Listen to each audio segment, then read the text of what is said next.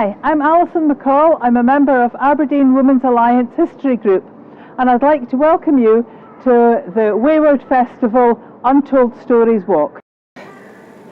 We're starting here with the grave of Elizabeth Crombie Duffy. Elizabeth Crombie Duffy came from a very wealthy shipbuilding family, and she became a benefactor. She donated one of the bells in St Nicholas Church's carillon, but she's best known for having donated Duffy Park to the city of Aberdeen. And Duffy Park was opened by Princess Beatrice, who was Queen Victoria's daughter. Now, I know what you're thinking. This is a disappointing start to the Untold Stories walk, because Duffy Park is not exactly an untold story. But what I would like to talk about is the story behind this, and give an example of how difficult it was for a woman to step out of society's norms, how constrained women were at the time. Elizabeth Crombie Duffy had formed a relationship with a man called Alexander Gray. He was not of her social status at all. She broke off the relationship and asked for her letters back, and he asked her for £500 in order to return her letters. She was obviously desperate to get hold of these letters. I don't know what was in them, but obviously something that she felt would have harmed her reputation. And she paid him £500. Alexander Gray was earning £1 a week at the time. So £500 was 10 years' salary. After he'd returned the letters and she had burnt them, he then made a second blackmail attempt. He said he was going to publish a pamphlet about their affair, claiming that they'd been secretly married and that they had had sex. This would have ruined her reputation. So she got the help of her brother, and he went to court and got an interdict against Alexander Gray publishing anything. Now, the Aberdeen papers, who obviously knew about the court case, didn't name her. They reported it, but she was an unnamed lady. The newspapers further south, where there wasn't such respect for the Duffy family, did publish the story and included her name. And I wonder if this horrible experience for Elizabeth Crombie Duffy is what spurred her on to be very publicly a benefactor, a very publicly good person, because she'd had her reputation threatened so horribly by an extremely unpleasant man. And she had done nothing wrong other than having fallen in love with the wrong man. In 1596, a wave of witch hunting swept across Scotland. It was started by the King, King James VI of Scotland, who thought that witches had attempted to kill himself and his wife, Anne of Denmark. And so he resolved to rid Scotland of witches. The witch hunting mania reached Aberdeen, and it was 26 women and 1 man were arrested on charges of witchcraft and tried and then strangled, and their bodies were burnt. It was believed that a witch's bones were a powerful form of black magic, which is why their bodies were burnt, to make sure that there was nothing that could be used subsequently. The Tolbooth was too small to hold all these witches, and so they were imprisoned here in St Mary's Chapel at St Nicholas Church. And the town council at the time paid to have metal rings installed in the chapel to chain the witches to, and those rings are still there. They can still be seen today. One of the women who was charged was Janet Wishart. In fact, she was actually burnt, and rather than being strangled first, because she was seen as the chief witch. We know what she was charged with because the court records still exist. There was a whole long list of charges against her, ditties as they were called. And some of them were very understandable things. She had threatened her son-in-law when she discovered that he had hit her daughter. Other charges against her were that she'd assisted at a birth but mismanaged something, and that had affected the birth. And there were also suggestions that she'd cursed people and they had died. There was a whole list of things against her. Another 2 of the witches were Isabel Cockey and Helen Suppak. And they had actually been charging people money to lift curses. They'd found it quite profitable. It was a bit of a scam. It certainly wasn't great behaviour, and nowadays would still be not great behaviour. But when the witch burning came, they were of course in the front line because they'd already been doing this, we can lift curses. And so they were both arrested and strangled and burnt. This is the grave of Captain William Penny and his wife Margaret. You might not notice Margaret because you can see that there's quite a bit about Captain William Penny, but she is also Margaret Irvine, wife of Captain William Penny. But she is an interesting person in her own right. Captain Penny is known for his work exploring the Arctic and his involvement in the Franklin Search Expedition. Margaret Penny accompanied him on a voyage in 1857, becoming the first white woman to overwinter in Baffin Island. While she was there, she made friends with the Inuit people. She learnt some of their language. She spoke of her ability to crawl in and out of igloos, and also the fact that she'd got to the point where she regarded whale blubber as a delicious treat. And she also invited some of the Inuit women on board the boat where she served them tea. And she kept a diary of her experiences, which was later published. So we know quite a lot about her. It wasn't an untold story at the time, but it's a story which has faded and I think needs to be retold. Their house in Ferryhill has a plaque to her husband, but there's no mention of her. And as you can see, you know, she's barely mentioned on the gravestone. So, Margaret Penny, Arctic explorer. This is the grave of the Lumsden family, and it includes their three remarkable daughters. Rachel Frances Lumsden, who, very unusually for a middle-class woman at the time, travelled to London to train as a nurse, to have a career. She was the honorary superintendent of the Royal Hospital for Sick Children in Aberdeen. After she resigned as honorary superintendent, her sister, who's also here, Catherine Maria Lumsden, took over, although she wasn't a trained nurse. And also their youngest daughter, Louisa Innes Lumsden. Louisa Lumsden wanted an education, and she travelled to Cambridge to attend lectures. She couldn't graduate at that time because women were not allowed to graduate from Cambridge, but she did gain a university level education. She was appointed to a post at St Andrews University as a women's superintendent. She also introduced the sport of lacrosse to Scotland. Whilst she was in St Andrews, she lived with her close companion Constance Maynard. They had a household together. They referred to each other as husband and wife. After St Andrews, she and Constance split up and she moved back to Aberdeen. She supported Votes for Women, but she didn't endorse violent tactics. She paid for a caravan to tour Scotland, handing out pamphlets and being a focus of attention to advertise the campaign for Votes for Women. Just inside this side porch of St Nicholas Church, there is a beautiful and ornate white marble monument to Anne Baxter, the wife of Alexander Allardyce. Anne Baxter married Alexander Allardyce in 1786. He was 43, she was 27.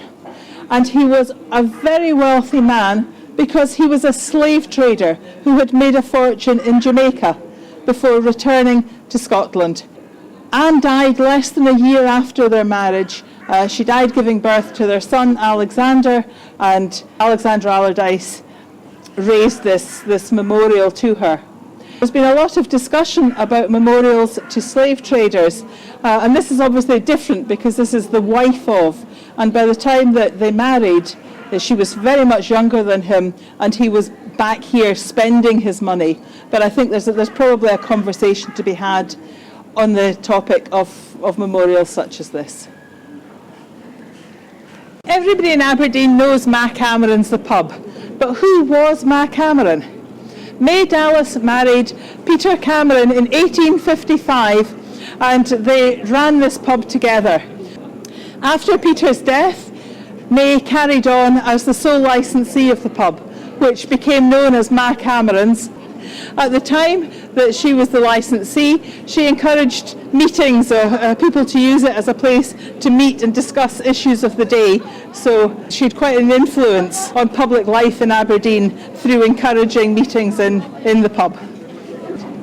The old schoolhouse was originally McBain's School, and one of the pupils at McBain's School was Elizabeth Bessie Craigmile, who was born in 1863. She was a child prodigy. She was writing poetry very early. In her teens, she went through a bit of a crisis because she didn't know what to do with her life as a woman with education but no career opportunities. And then she met Margaret Dale. Margaret Dale was hoping to become a doctor, something that was extremely difficult to do at the time. And so Bessie decided that she also wanted to become a doctor. And she fell in love with Margaret Dale. The two women planned a future together, but at that time it was not possible for women to study medicine in Scotland. You had to go abroad to study medicine, and this was expensive. The two women qualified as teachers in order to earn enough money to be able to pay themselves through a medical education. Once qualified, Maggie Dale heard of an opportunity in Argentina where high salaries were being paid because there had been a yellow fever outbreak and very few people wanted jobs in Argentina. So she realised that in 3 years in Argentina she'd be able to earn enough money. And she went to Argentina and she died of yellow fever. She's buried in Buenos Aires. Bessie, back in Scotland, had also been trying to earn extra money by publishing her poetry. She was quite well known by this point, still in her 20s. But she had a complete breakdown when Maggie died. She met another woman. I don't know, I haven't been able to discover the other woman's name. She went to Italy to convalesce with this other woman, but that relationship also ended because she couldn't get over her devotion to her beloved Maggie. She came back to Aberdeen. She taught in Aberdeen for the rest of her life as a French and German teacher. She published the occasional poem, but her real brilliant time had been in her 20s.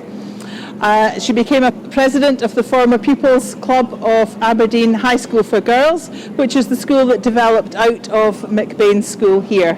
She died in 1933, still mourning Maggie.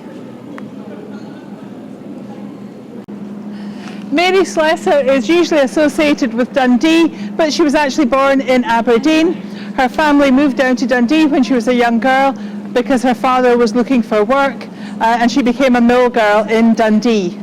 She became a missionary in Calabar, where she's best known for having ended the practice of twin sacrifice. There was a belief that if twins were born, one was a devil, and since it wasn't possible to tell which one, then both twins were killed. And she worked to eradicate that. She was an unusual missionary because she ate local food. She got rid of her corsets very early on. She didn't try to wear impractical European clothing in Africa, and she cut her hair very short. And she moved inland away from the main mission centres and lived a life that was much closer to the people that she was trying to convert than many other missionaries did. It's 1900 and a crowd estimated by the Aberdeen Journal at 30,000 strong are filling Belmont Street, spilling out into Union Street and School Hill. There are people on the roof, there are people hanging off the statues. What has caused this riot in Belmont Street? The answer is that in this building, now the Belmont Cinema, but formerly Aberdeen Trades Hall, there was an anti-Boer War talk.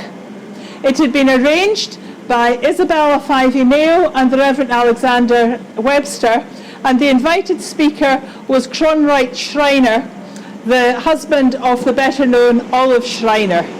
Isabella Fyvie Mayo was a pacifist, Amongst many other things, she was a vegetarian, she was an anti-vivisectionist, and she had opposed the Boer War. And the crowd were outraged that there was going to be an anti-war meeting in this building. And so they had surged here, they were singing the national anthem, they were waving flags. The police tried to clear the crowd, batons drawn, but that didn't work. The police then brought in mounted policemen, but again, this didn't work. In fact, somebody actually threw firecrackers at the police horses. And then the Gordon Highlanders, who were stationed in the barracks at Bridge of Dawn, were called in, and they managed to clear Belmont Street. While this was going on, Alexander Webster, Cron Wright, Schreiner and Isabella Fyvie-Mayo were trapped inside. They did actually have their meeting. Some people had gone round the back and thrown stones which had broken windows at the back, so they had their meeting under great difficulty. And at the end of the meeting they couldn't leave because of the crowds, and they had to wait until it was safe to do so.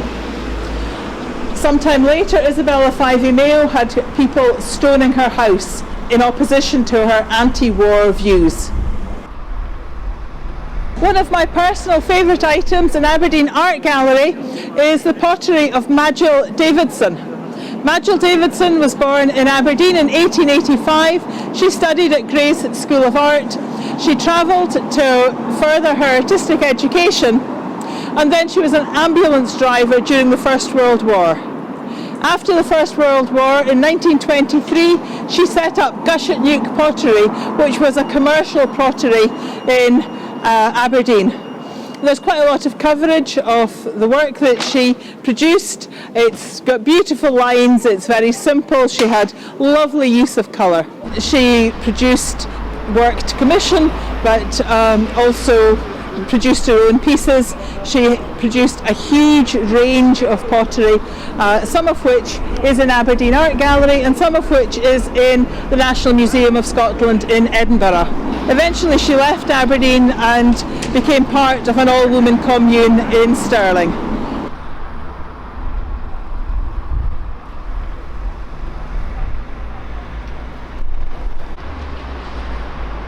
Cowdray Hall was given to Aberdeen by Lord and Lady Cowdray. Lady Cowdray, Annie Cass, was a member of the Women's Liberal Federation and a keen supporter of Votes for Women. She hosted groups of suffragettes at her home in Dunecht, including hosting the Pankhursts when they came north. The photograph shows her with her bicycle, which was silver plated by Tiffany's of New York.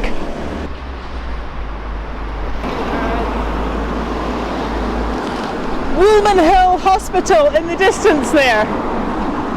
And this is a photograph of Dr. E. Forbes Semple performing surgery in the theatre at Woolman Hill. Dr. Forbes Semple had a fascinating life, a very well-respected GP and a landowner, but he had started life as Elizabeth Forbes Semple, owing, he said, to a mistake made by the doctor at his birth. This photograph of him as a child shows that he was a daring and adventurous child. Elizabeth Forbes Semple wanted to study medicine, but his father refused as he wanted him to work on the family estate. So he earned enough money and went to Aberdeen University and became a doctor.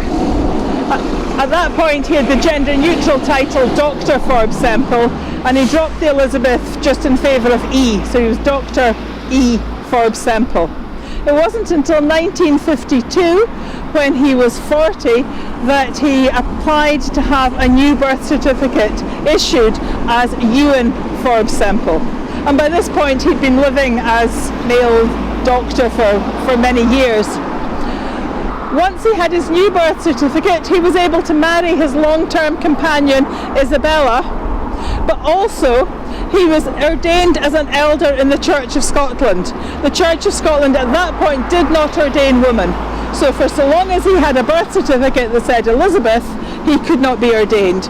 New birth certificate, he was ordained straight away.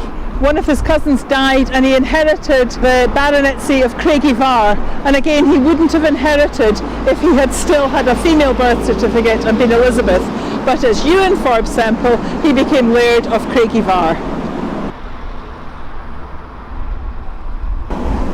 This advert appeared in the Aberdeen Press and Journal in 1955.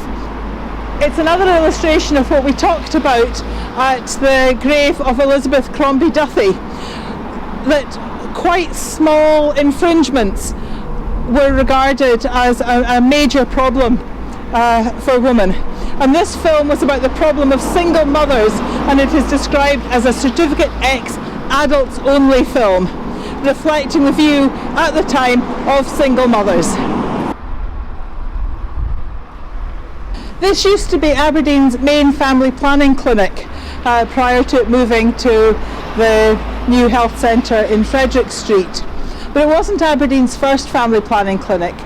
The first family planning clinic was set up in Gerrard Street in 1926, and it was set up by a woman called Fenella Peyton. Fenella Peyton, she was born Fenella Crombie. Her father was an MP in London, and so she was brought up in London, and she was quite involved in political matters there and became very interested in family planning. She moved to Aberdeen, she married John Peyton and wanted to set up a family planning clinic in Aberdeen.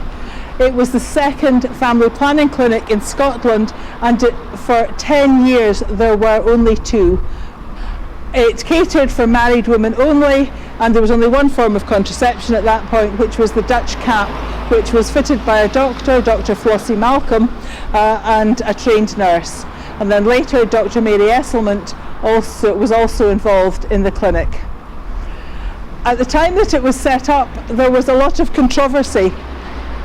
The birth rate amongst the middle classes had started to drop at the end of the 19th century amongst people who could afford to consult their doctors. But for people, working classes who could not afford this, the birth rate remained high. The outcome for pregnancies amongst poor women who perhaps had 7 or 8 or 9 children and who were approaching 40 was very poor. The fact that this clinic was being able to issue women with a Dutch cap was a lifesaver for many women. There was opposition to it. There was a suggestion that it was immoral for the working classes to stop, but there was also concern that if the working class birth rate dropped, there would be no men to become cannon fodder for a future war. The clinic at Gerrard Street continued, and family planning was eventually taken over by the National Health Service when it started. But prior to that, Aberdeen City Council had started to help fund family planning clinics. Ida B. Wells was born into slavery in America, but became free when the slaves were emancipated. She became a journalist who worked to expose the horrors of lynching. She was invited to Britain by Catherine Impey and Isabella Fyvie Mayo, and we've heard the name Isabella Fyvie Mayo before because she was involved in the meeting at the Trades Hall, the anti-war meeting. But Isabella Fyvie Mayo was also strongly opposed to lynching, and she invited Ida B. Wells to come to Britain, and where she gave a talk here in Aberdeen's Music Hall, chaired by Isabella Fyvie Mayo. In 1912, Lloyd George, the Chancellor of the Exchequer, was due to address a meeting here at Aberdeen Music Hall, and ahead of the meeting, 3 suffragettes were found hiding in the music hall, having planned to disrupt the meeting. They had with them small explosive devices, which were actually a children's toy.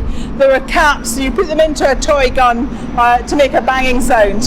However, the newspapers, which were very anti-suffragette at the time, described these as explosive devices and suggested that if they had been set off in a packed hall, there would have been panic, stampede and possibly deaths. The newspapers actually said the suffragettes were clearly willing to kill people for their cause, which is rather an elaborate way of describing people that had children's toy caps. The 3 suffragettes were arrested.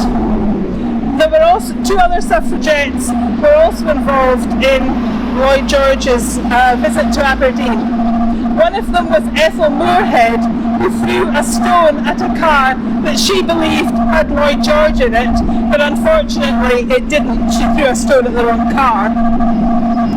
But even more unfortunately, Emily Davison, the suffragette that everybody knows as having died at the Derby when she tried to throw herself under the King's horse, also came to Aberdeen, and she spotted somebody that she believed was Lloyd George. She attacked him with a dog whip, but unfortunately it wasn't Lloyd George, it was the minister of Crown Baptist Church. He was completely shocked, but his wife leapt into action, and Emily Davison and his wife ended up in a tussle before she was arrested and taken to the police station and searched there, where they discovered that she had a knife, but she said the knife had been for self-defence only. She had no intention of using it anything other than the dog whip. Inside Aberdeen Music Hall is a plaque to the men of Aberdeen who went to fight in the Spanish Civil War. Now, the name of Annie Murray isn't on that plaque because she wasn't from Aberdeen itself, but from the Shire, and the plaque is purely for those from Aberdeen. But Annie Murray went to Spain not to fight, but to nurse the Republican Army. Both her brothers were also fighting in Spain, and whilst in Spain she worked in field hospitals that were set up under bridges while bombs dropped around her. It was extremely harrowing and difficult nursing under those circumstances. She talked a lot about her experiences of Spain and was particularly traumatised by children who had picked up explosive devices marked chocolate, which then exploded in their hands. She was amputating the remains of children's hands after this had happened, and these explosive devices had been dropped from planes by the fascists to try and undermine the will of the Republicans of Spain. If you check online, you can find interviews that she gave as an old woman, recollecting her days as a nurse in the Spanish Civil War. Thank you for being part of the Untold Stories Walk today.